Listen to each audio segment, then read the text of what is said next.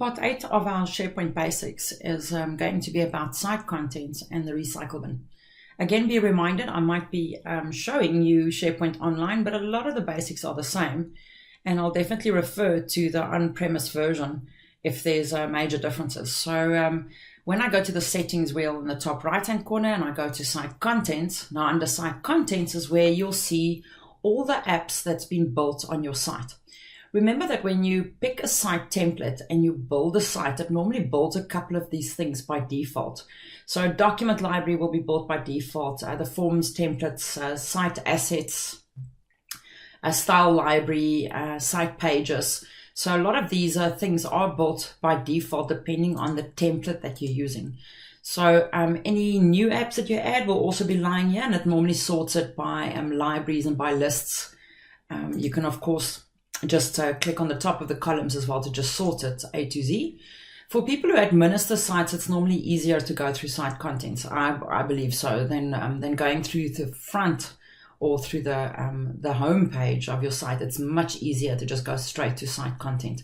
As mentioned, this is where you'll see all the apps that are built on your site. And of course, this is also where you can build subsites, or it shows you where the subsites are. Then this takes me to the recycle bin. Now, the recycle bin on SharePoint Online actually allows for us to restore content, and funny odd number, for 93 days. Now, remember that your stuff that you send to recycle bin by deleting it will go to a first stage recycle bin, which is on your site where you can actually restore it yourself. And then there's actually a second stage recycle bin where someone with site collection admin can restore items for you. Keep in mind that the 93 days is the same. It's not after each other. So once it's been sent to your recycle bin, it automatically sends it to the second stage as well. And then it's 93 days since you can then still restore it until it's permanently deleted. If I delete something to recycle bin and then permanently delete it from there, it needs to be restored from the second stage recycle bin. Now, let's take a look at deleting something. So I'm going to just take something out of site assets just to show you. So no, I definitely don't want to delete that. So let's go to my other site, and I'm going to go to site contents. And again, site contents will show me all of the apps that is on my site. And let's go to this document library. In this document library, I'm going to select a document and then I'm going to go and say delete. You can also, once it's selected, delete it straight from the top taskbar there. So when I say delete, it's going to want to confirm that, and I can then say delete. Now remember, SharePoint Online, 93 days. If I remember correctly, SharePoint On-Premise was 30 days. So 30 days is a tricky one. I would definitely change that number of days. Because of month cycles, you might only realize something's deleted next month. So 30 days is a little bit short for on-premise.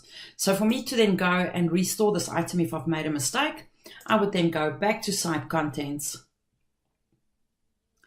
And I would go to my recycle bin, which shows here in the top right-hand corner.